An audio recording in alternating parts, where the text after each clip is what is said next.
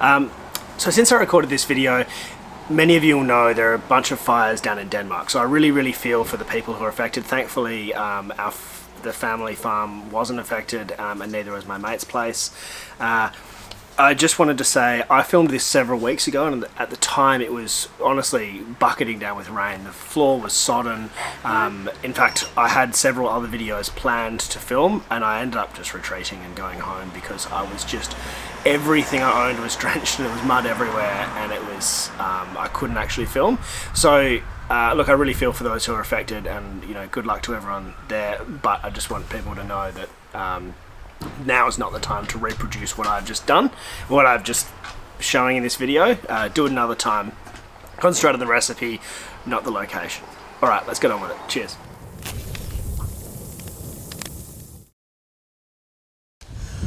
Welcome back to a very soft man braving pretty average temperatures. Oh man, it's been like 40 plus degrees in Perth for the last, I don't know how long. And I've come down to Denmark to make some foods, and oh my word, I am freezing. It's only like 15 or 16 degrees, which is usually fine for me, and I am just not coping. Anyway, tonight's thing that we're going to make, it needs a few coals. So I'm going to start off by lighting a fire, and then I'll probably need to give this about 45 minutes to an hour. So in that time I'll probably sit by said fire and lead a couple of beers. I'm at my mate's farm. He has a little farm just out of Denmark, which means being Shire of Denmark, I'm allowed to, based on a whole bunch of parameters, have fires on private property, and I've satisfied all those parameters or regulations. So let's light a fire. I also have a hose right there and a bucket of water under there. So we are ready to go, but I've cleared everything and it's all very fire safe. It's also rained 5 times in the 4 hours since I've been here. I'm going to do a slightly different style of fire today. It's called an upside down fire. And what you do is you get a couple of large-ish or larger bits of wood and you put them down the bottom. And then on top of that, you get some smaller bits of wood.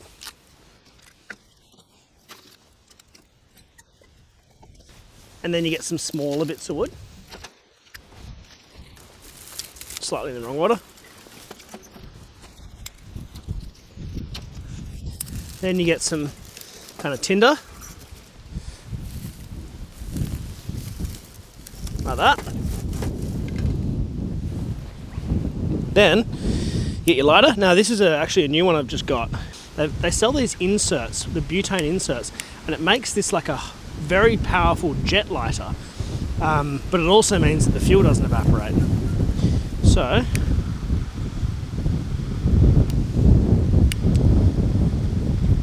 I still have a normal lighter, like I've still got the insert, and I've actually got a second one that is a normal lighter, but these are super useful. That's probably the lighter I use more than anything else. Okay, what happens is this is going to burn down and then it's going to light the layer underneath. And eventually, it's a very low maintenance fire. I don't have to keep adding wood. I've already added all the wood. You just let it burn down. Well, just let that do its thing, I guess.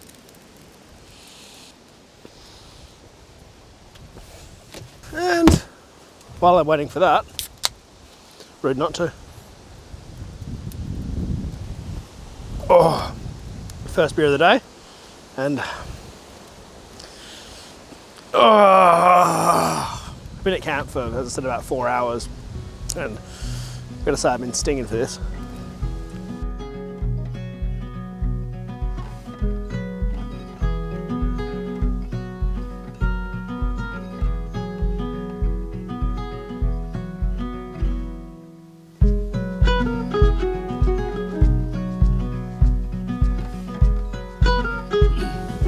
Those coals are coming along very nicely, so I think it might be time to start actually making this meal. Now, this meal, the recipe itself, was 100% stolen from Colin Fasnich, so thank you very much, mate. He is a chef. I am taking his recipe and adapting it to the campfire because I saw it and thought, that is just such a good camp oven recipe. So I take absolutely no credit for the ingredients, but I will take credit for putting it in the camp oven. Okay, start with some potatoes. So I've just sliced these potatoes into 5 even thickness slices. So if you have a 5 centimetre long potato, slice it into 5 1 centimetre pieces. If you have a 6 centimetre potato, slice it into 6 1 centimetre pieces. You get the idea. This is just to space this piece of bread off the bottom of the camp oven.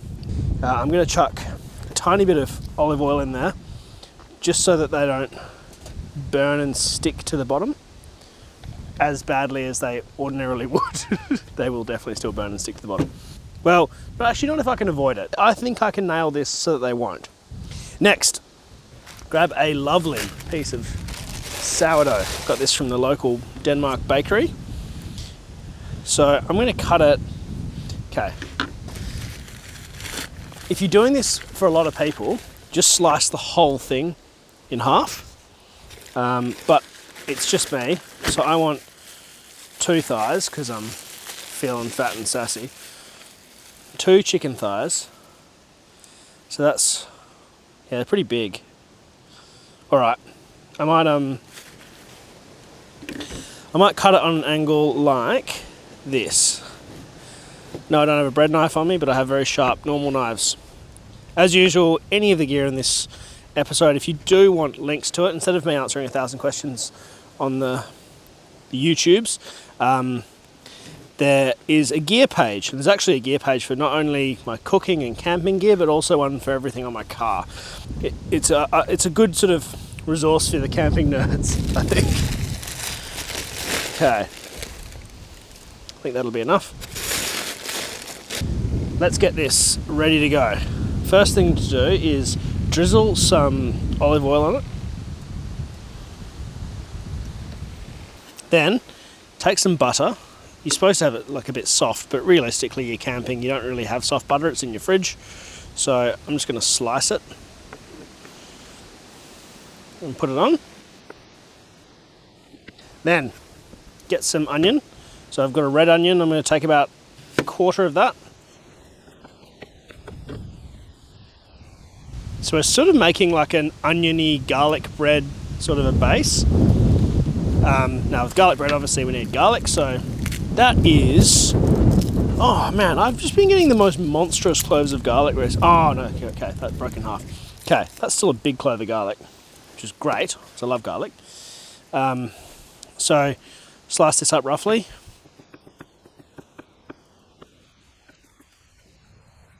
Alright, once that's sprinkled on there, what we're going to do is just grab some basil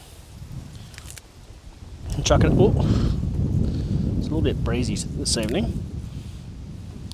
Basil on there.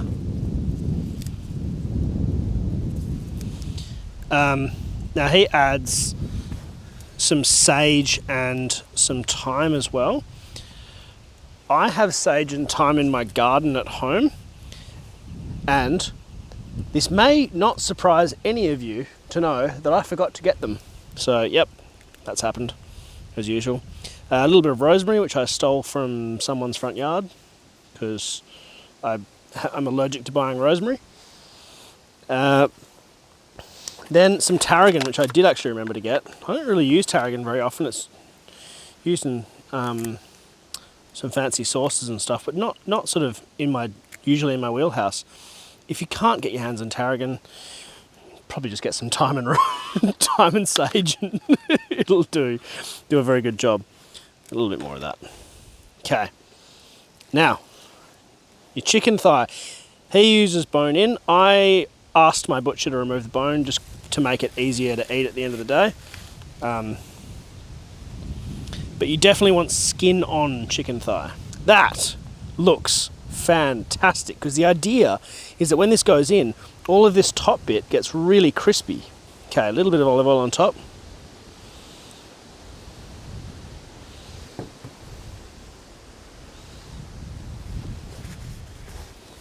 And salt, pepper, that into the camp oven on top of the bits of potato. So that's sitting about 1 centimetre proud of the bottom.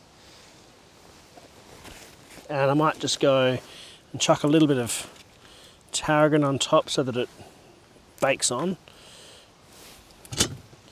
And a little bit of rosemary. Probably wouldn't do basil on top. All right, that is ready to go on. Let's just get these coals organised. And I'm going to load up the lid now, lid of the camp oven now, in preparation. Because I want to get quite a lot of heat out of this fire pit. There's always the thing with fire pits versus open fires. This is a lot easier in open fires because you can just make a kind of a separate little thing off to the side, a separate little base of coals. But with a fire pit, it needs to all be in one. But I really wanted to use a fire pit tonight because I think, given it's January, it's kind of the safest option. Oh, I need gloves.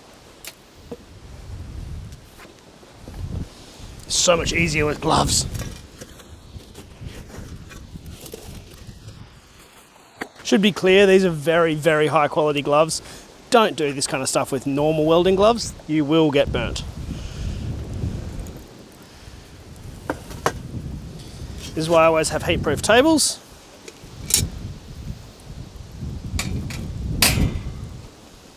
On there. Chuck. Woo! Woo! That wind! Chuck that on there. I know it looks dry around this area. It is not at all. As I said, it's just stopped absolutely bucketing down. Okay. Leave that for, I reckon that's going to take about half an hour. Completely forgot to do this before, but you are actually supposed to add a little bit of water in there. It's only been on for about, I don't know, not even a minute, I reckon.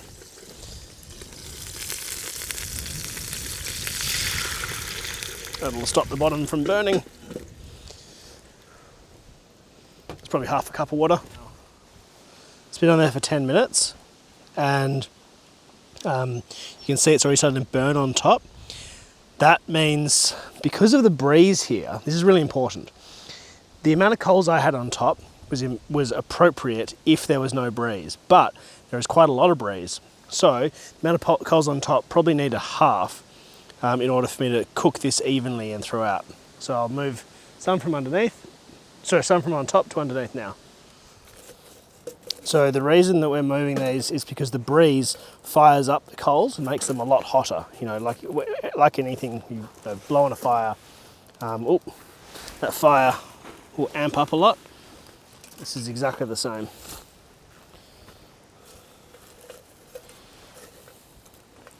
The coals won't last as long, but they will burn very hot. So I might have to add more wood or coals to the top of this lid later on. Given the bottom doesn't look like it's boiling yet, I'm actually going to drop that down a notch as well. So usually we'd go, for this recipe, I'd go 25% heat underneath and 75 on top. This time I'm going to go basically 50-50. See how that goes. All right, I've lost my jacket because I had to cover the cameras because there was a storm that came through, because Denmark is like, I can't believe it's in the same state as Perth. It was 40 degrees yesterday and I am being rained on and blown on. It's incredible. It's great. You don't have to travel that far. I mean, it's not close. It's a 900k round trip for those who don't know. Let's serve this thing up and have a look at it. Okay. That's half of it because I broke the arse of it. The other half, that's bits. So what we're aiming for, so you know when it's done, is those bits of potato actually look really good. Hold on. Oh, that's good. Oh yeah. A little bit of bread stuck to the bottom of the camp oven. Oh, yes. Okay, so what we're aiming for here is something that is crispy on top. You can hear that's crispy. And crispy on the sides from the crust of the bread.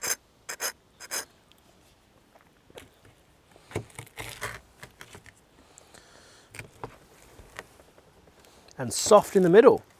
Oh, it's just going through it like butter. All right, I should have left that together for gratuitous B-roll. Why do I make the thing that is in every single episode so hard to say, especially after like 2 beers? I don't slur my speech usually, and I certainly don't slur my speech after only 2 beers.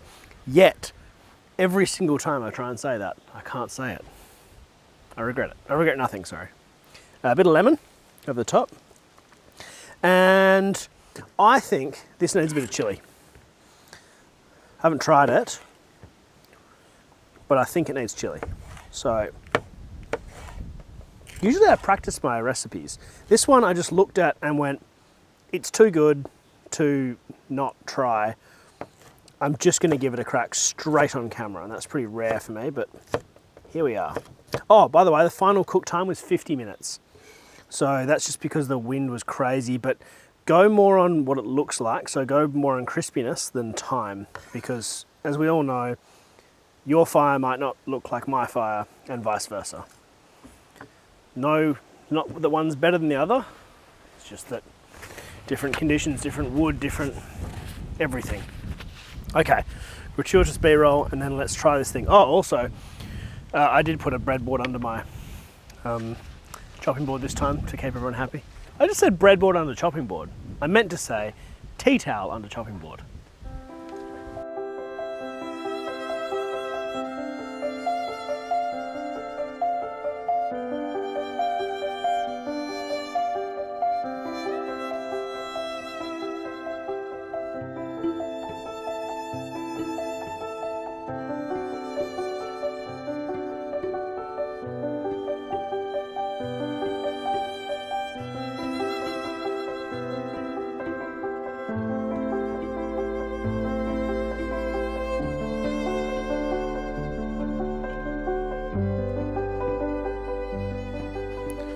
All right, chicken. Let's get some crispy chicken, some crispy bread.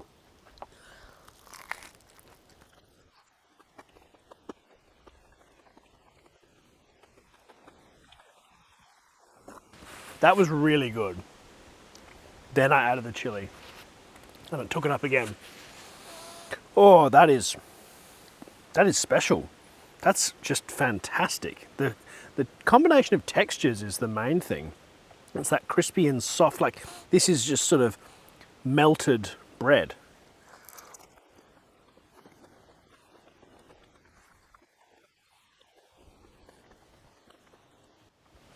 Colin, this is a belter of a recipe.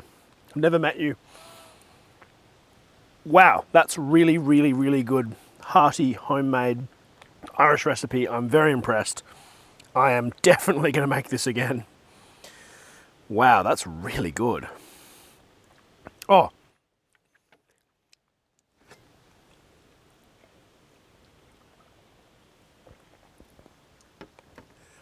Goes extremely well with beer. Yes. Yes, it goes extremely well with beer. All right. Thank you all so much for watching. I'm going to go and dry out my chair because it got rained on. Sit back, eat this. Feed my excruciatingly hungry dog. And sit by that fire and get warm.